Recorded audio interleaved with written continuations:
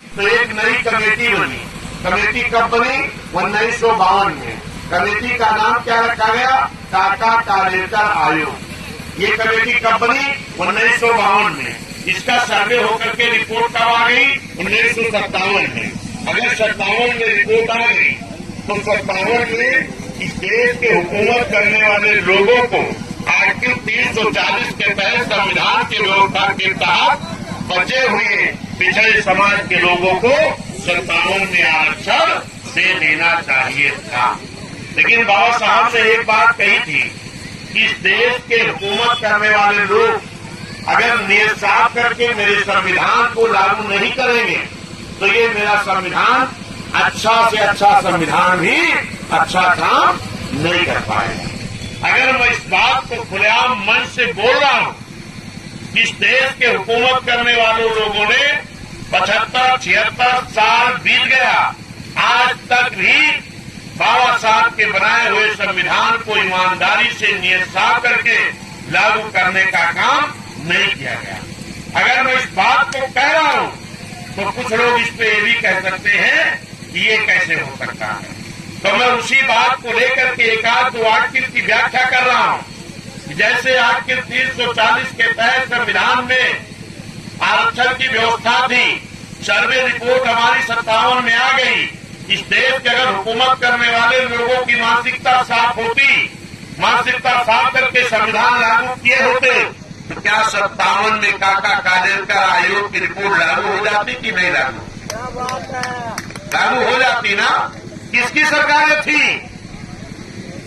कांग्रेस की मानसिकता साफ न होने के नाते बाबा साहब के संविधान को लागू नहीं किया जा सका।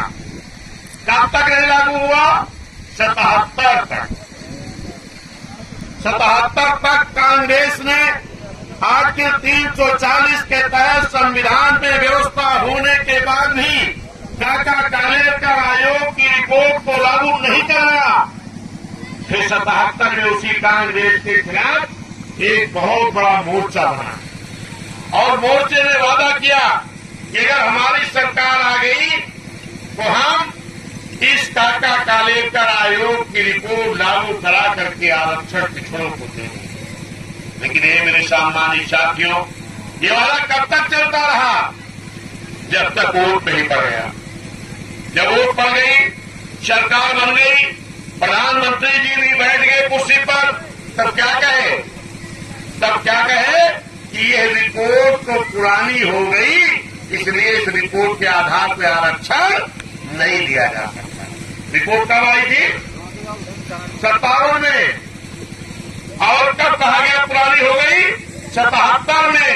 यानी 20 साल तक इस देश के हुकूमत करने वाले लोगों की गंदी मानसिकता के नाते फिर मेरे पिछड़े बैकवर्ड समाज के लोगों आपको आरक्षण नहीं। फिर 77 में रिपोर्ट को पुरानी बता करके एक नई कमेटी बनाई गई। उस कमेटी का नाम रखा गया मंडल कमीशन। मंडल कमीशन कब बना? 77 में। उसकी रिपोर्ट कब आ गई? 80 में। 80 में रिपोर्ट आने के बाद भी 20 साल तक नहीं लागू किया। कहा गया रिपोर्ट पुरानी हो गई। 80 में जब नई रिपोर्ट मंडल कमीशन की आ गई तो फिर नहीं लागू किया। कब लागू हुआ? 90 में। 90 में पहली रिपोर्ट कब आई थी? 57 में। लागू कब हुआ? 90 में। कैसा साल बीत गया? 57 से 90 तक 32-33 साल। कितना हो गया? 33 साल तक। हे मेरे बैकवर्ड पिछड़े समाज के लोगों, आप प्रधान, मेंबर, डीडीसी, बीडीसी, प्रमुख, अध्यक्ष, चेयरमैन, नगरपालिका, नगर पंचायत, मेयर, जिला पंचायत अध्यक्ष बनने से अगर वंचित रह गए तो इस देश की हुकूमत करने वाले लोगों की गंदी नीयत के लिए। कई साल तक? 35 साल तक। और इसके बाद भी आपको होश नहीं है, जहां मर्जी वहीं वोट अपना दिया।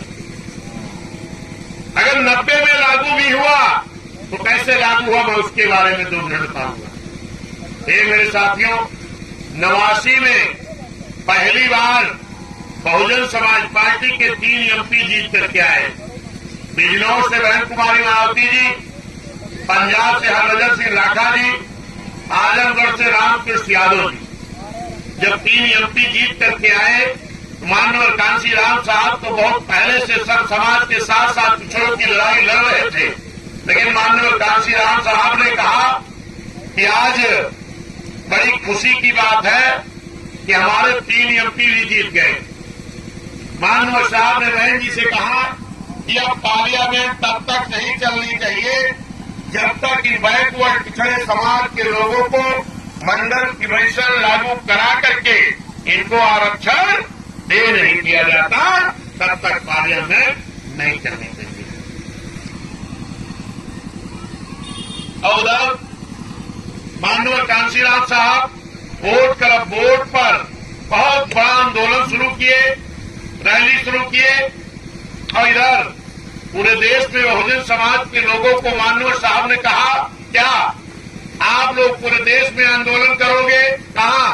ब्लॉक मुख्यालय, तहसील मुख्यालय, जिला मुख्यालय, मंडल मुख्यालय, प्रदेश मुख्यालय, और एक ही नारा लगाओगे, मंडल कमीशन लागू करो वरना कुर्सी खाली करो। ये मेरे साथियों, जब पूरे देश में नारा लगना शुरू हुआ, ये खबर मिल गई इसको, चौधरी देवीलाल जी को। इस देश के प्रधानमंत्री कौन थे?